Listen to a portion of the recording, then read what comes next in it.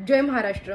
आणि हा व्हिडिओ आहे ठाणे जिल्ह्यातील शहापूर तालुक्यातील एका छोट्याशा गावच्या जिल्हा परिषद शाळेचा। खरं म्हणजे इथे सत्ताधारी पक्षाच्या लोकांनी व्हिजिट करायला पाहिजे होतं, पण ते केले नाहीत। पण मनसेच्या कार्यकर्त्यांनी इथे व्हिजिट केलं, त्यावेळी त्यांना असं कळालं की गेले 1 वर्ष ह्या शाळेमध्ये लाईट नाही आहे, कारण फक्त 1500 रुपये लाईट बिल न भरल्यामुळं त्या शाळेचं लाईट कनेक्शन कट केलेलं आहे। विचार करा, विदाऊट लाईट, विदाऊट फॅन ती मुलं तर सर्वाईव्ह करत आहेत। विचार करा त्या मुलांची गरमीमध्ये अवस्था काय होत असेल। आणि एकीकडे दरमहा 1500 रुपये लाडक्या बहिणींना दिलं जाते, आणि एकीकडे शाळांची ही अवस्था आहे। आणि त्या मुलांना बेसिक रिक्वायरमेंट्स आहेत त्यांचे, की बॅग्स, बुक्स, ड्रेस कोड, हे रिक्वायरमेंट्स पण त्यांची फुलफिल होत नाही आहे।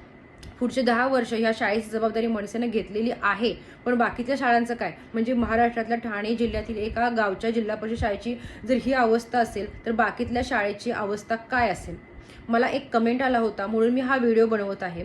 तर गरिबांची मुलं हे प्रायव्हेट स्कूल, मोठ्या स्कूलचे फीज अफोर्ड नाही करू शकत, कारण तिथल्या फीजची रेंजच 80,000, 90,000, 1 लाखापर्यंत असते, आणि ती गरिबांची मुलं अफोर्ड नाही करू शकत, म्हणून ते जिल्हा परिषदसारख्या ठिकाणी ॲडमिशन घेतात आणि तिथे शिकायचा प्रयत्न करतात। ह्या शाळेत 3री ते 5वी पर्यंतची मुलं एकाच वर्गात शिकतात, तरी पण त्यांची ती अवस्था आहे, त्यांचे कॉमन रिक्वायरमेंट्स पण त्यांची फुलफिल होत नाही आहे। आणि आपण जो टॅक्स रूपात जो भरलेला पैसा असतो, तो नक्की जातो कुठे, आणि जातो नक्की कुणाच्या खिशात? कारण सारे शिकूया पुढे जाऊया हे कॅप्शन, हे सेंटेन्स गेलं कुठं?